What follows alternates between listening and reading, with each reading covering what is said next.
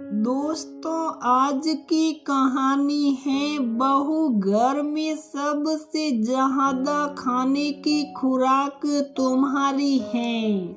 दोस्तों, कहानी शुरू करने से पहले अगर आपने हमारे चैनल को सब्सक्राइब नहीं किया है तो सब्सक्राइब कर लीजिए ताकि आपके पास पहुंचे हर नया वीडियो।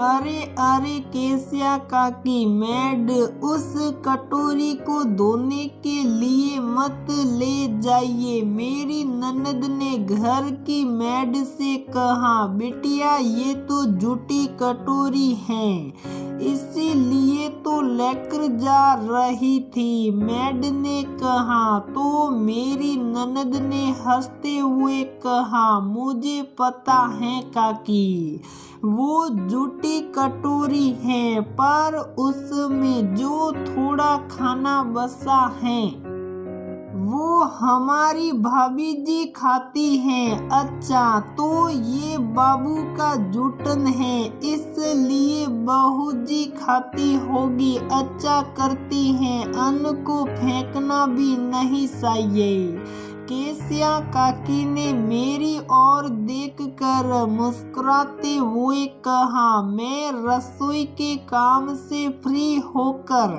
अपनी बिटिया की सोड़ी हुई जूठन रोटी दाल जो उस कटोरी में पड़ी थी खाने के लिए उठाई। क्या तुम सच में इसे खाने जा रही हो? वहीं पास में बैठे मेरे पति ने मुझसे पूछा। मैंने सहमति में अपना सिर हिलाया और खाने में व्यस्त हो गई। मैंने तो सोचा कि वीणा ननद तुमसे मजाक कर रही थी, पर तुम तो सच में उसे लेकर खाने लगी। क्या भैया, आप तो ऐसे शौक रहे जैसे आपको कुछ पता ही नहीं। भाभी तो बाबू का झूठा दूध और सेरेलैक भी नहीं छोड़ती, ये तो भला रोटी दाल है। बहुत समझदार भाभी मिली है हमें, ये कुछ भी बर्बाद नहीं करती। भला हो घर के बाकी लोगों का जो थाली में जूठन नहीं छोड़ते। क्या पता हमारी भाभी जी उस कहती हुई मेरी ननद जोर जोर से हंसने लगी थी। सुनकर मेरे पति ने मुझे घूर कर देखा। उनकी नौकरी दूसरे शहर में थी, तो कुछ दिनों के अंतराल पर ही घर आते थे। शायद उन्हें मेरी जूठन खाने वाली आदत पसंद नहीं आई थी। रात को जब सोने के समय मेरे कमरे में आए तो उनका मूड थोड़ा उखड़ा हुआ था। क्या हुआ, आप इतने परेशान क्यों हैं? आपकी तबीयत तो अच्छी है ना? उन्हें परेशान देखकर मैंने एक साथ कितने सवाल पूछ डाले। पति को चुप देख मैंने उनसे फिर से वही सवाल किया, आपकी तबीयत तो अच्छी है ना? सब तुम्हारी ही मेहरबानी है। क्या मतलब, आप कहना क्या चाहते हैं? मैंने हैरान होते हुए पूछा। इतनी बोली भी मत बनो, तुम तो ऐसा व्यवहार कर रही हो जैसे तुम्हें कुछ पता ही नहीं। अरे बाबा, पहेलियां मत बुझाइए, साफ साफ बताइए आखिर वह क्या है?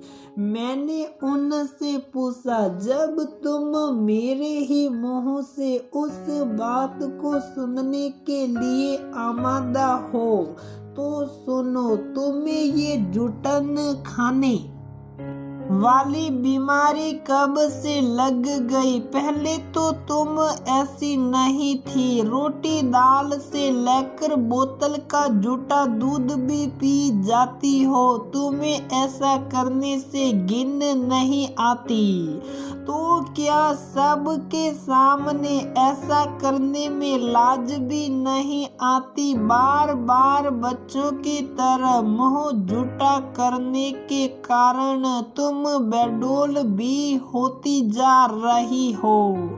इसी कारण तुम बार बार वॉशरूम भी जाने लगी हो। पति नॉन स्टॉप बोले जा रहे थे। उनकी बातें सुनकर मेरी आंखों से भी आंसू बहने लगे थे। सच ही तो है, एक माँ के अंदर आए बदलावों को तो सब आराम से महसूस कर लेते हैं, पर इसके पीछे छुपे कारण जानने की कोशिश कोई भी नहीं करता। सोचते हुए मेरा मन खुद के हालात पर रो रहा था। अरे ये तो वही बात हुई, सॉरी भी सीना जोरी भी, खुद गलती भी करो और पूछने पर बैठ कर रो भी। ये तो हद ही हो गई। तुम्हें पता भी है, जब वीणा तुम्हारी बातें सुना कर सबके सामने हंस रही थी, मुझे कितना बुरा लग रहा था। मुझे रोता देख कर मेरे पति काफी परेशान थे। बोलो भी, तुम रो क्यों रही हो? मैंने कुछ गलत तो नहीं कहा ना? पति की बातें सुनकर तड़प उठी थी मैंने अपनी चुप्पी तोड़ी। ना आपने कुछ गलत कहा, ना ही आपकी बहन ने कुछ गलत कहा। गलत साबित तो एक माँ ही होती है ना। बच्चे के जन्म के बाद पूरे घर वालों को बच्चे की ही चिंता लगी रहती है। उस माँ की चिंता कौन करता है भला? जिसका अमृत दूध पीकर वह बच्चा पल रहा होता है, उसकी सुधा की तृप्ति एक माँ ही तो करती है ना। उस माँ की सुधा की तृप्ति का क्या? बच्चे को दूध पिलाने के कारण मुझे अब ज्यादा भूख लगती है। मेरे बारे में कौन सोचता है? जब तक बच्चे पैदा नहीं हुई थी, सबका ध्यान मेरे ऊपर कुछ ज्यादा ही था। ये दवा खा लो, वो फल खा लो, अपने मन का खा लो, नहीं तो बच्चे के मुंह से लार टपकेगा, वगैरह वगैरह। बच्चे के जन्म के बाद घरवालों का ध्यान उस बच्चे के ऊपर ही केंद्रित हो जाता है। मेरा गुबार फूट पड़ा था। अरे भाई, तुम्हें खाने से किसने रोका है? ज्यादा भूख लगती है तो ज्यादा खाओ, पर झूठा तो मत खाओ। असमय कुछ भी मुंह में डालने के कारण तुम्हें बार बार बाथरूम भी जाना भी पड़ता है। पति की बातें सुनकर मेरी भावनाएं काफी आहत हुई थी। मैंने रुंधे गले से उनसे कहा, बिल्कुल सही कहा आपने, मुझे खाने से किसने रोका है? घरवालों के साथ सुबह 11 बजे नाश्ता करती हूँ, उसके बाद दोपहर का खाना और हाँ, रात का खाना भी खाती हूँ। नई नई माँ बनी हो तो अलग से थोड़ा दूध और ड्राई फ्रूट्स भी मिल जाते हैं। रूटीन में बंदा नपा तुला खाना खाने से मेरी खाने की जरूरतें पूरी नहीं होती हैं पति देव। मैं बच्चे को अपना दूध पिलाती हूँ। शुरू में जब थोड़ा ज्यादा खाना लगी थी तब वीणा ने माँ जी से हंसते हंसते कहा भी था, तुम्हारी बहू की खुराक घर में सबसे ज्यादा है। और तो और जब मेरी सासी मुझसे मिलने आई थी तब उन्होंने नवजात की माँ अर्थात मुझे ज्यादा दाल पीने की सलाह दी थी। घर में इस बात के लिए कितना हंगामा हुआ था आप ही बताइए। ऐसे में मैं क्या करती। अब तो मैं जानबूझकर बिटिया के लिए ज्यादा खाना लेती हूँ ताकि जो अतिरिक्त खाना बस जाए उसे मैं खा लूँ। रही बात बार बार बाथरूम जाने की तो सुबह लेट से नाश्ता करने से मेरे पेट में गैस बन जाती है। दूसरी बात शायद आपने कहीं पढ़ा हो या सिनेमा में देखा होगा कि एक माँ जब बच्चे को जन्म देती है उसे कितना दर्द झेलना पड़ता है। अपने नाजुक शरीर पर उसे कितना ज्यादा जोर डालना पड़ता है तब जाकर कहीं एक बच्चे का जन्म होता है। इस कारण से पूरे शरीर का अस्थि पंजर ढीला हो जाता है। बच्चे के जन्म के बाद कुछ दिनों तक अपने शरीर के ऊपर अपना नियंत्रण भी नहीं रह जाता। कभी जोर से खांसी या छींक आ जाए तो लगता है जैसे यूरिन लीक हो जाएगा। अब आप ही बताइए कि ऐसे हालात में अपना प्रेशर रिलीज करने के लिए मैं बाथरूम के अलावा और कहाँ जा सकती हूँ। जहाँ तक बेडोल दिखने की बात है तो ऐसा नहीं है कि अधिक खाने की वजह से मेरा शरीर बेडोल हो गया है। प्रेगनेंसी के दौरान जब किसी स्त्री का वजन एक बार में ज्यादा बढ़ जाता है तो उतनी आसानी से नहीं घटता।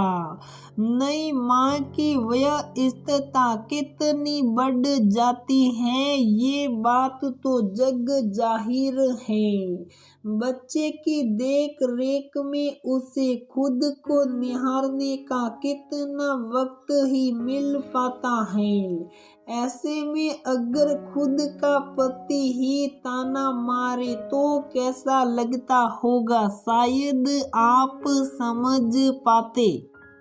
तो मुझसे ये अटपटे सवाल ना करते। बच्चे को जन्म देने के दौरान एक माँ किन शारीरिक और मानसिक जटिलताओं से गुजरती है काश एक पिता समझ पाता। कहती हुई फपक कर रो पड़ी थी मैं। प्लीज अब कुछ मत बोलो। सच में तुम्हारा पति होकर भी मैं तुम्हारी भावनाओं को समझ नहीं पाया। हाँ मैंने अपनी कोख से बच्चे को जन्म नहीं दिया शायद इसलिए इतना असंवेदनशील हो गया था। अब मैं तुम्हारा पूरा ख्याल रखूंगा। आइंदा मेरी बच्चे की माँ की आंखों में कभी आंसू नहीं आने दूंगा। कहते हुए मेरे पति ने मुझे बाहों में भर लिया। अगली सुबह जब मेरे पति ने मुझे अपने साथ ले जाने की बात कही तो सासू माँ ने कहा, बच्ची अभी बहुत छोटी है, बहू उसे अकेले संभाल नहीं पाएगी। हम आपसे मिलने आते रहेंगे माँ। घर परिवार में अच्छे से तालमेल बैठाते हुए मेरे पति ने बाद में मुझे अच्छे से संभाल लिया। कुछ ही दिनों बाद मैं अपने पति के साथ चली आई। वहाँ उन्होंने मेरा खास ख्याल रखा। मेरे पति ने मुझे बिखरने से बचा लिया। मैं अब अपने घर परिवार में बहुत खुश हूँ। सच दोस्तों, बच्चे के जन्म के बाद बच्चे के साथ साथ एक माँ को भी काफी देखभाल की जरूरत होती है, परंतु अधिकांश घरों में बच्चे को ही ज्यादा तवज्जो मिलती है।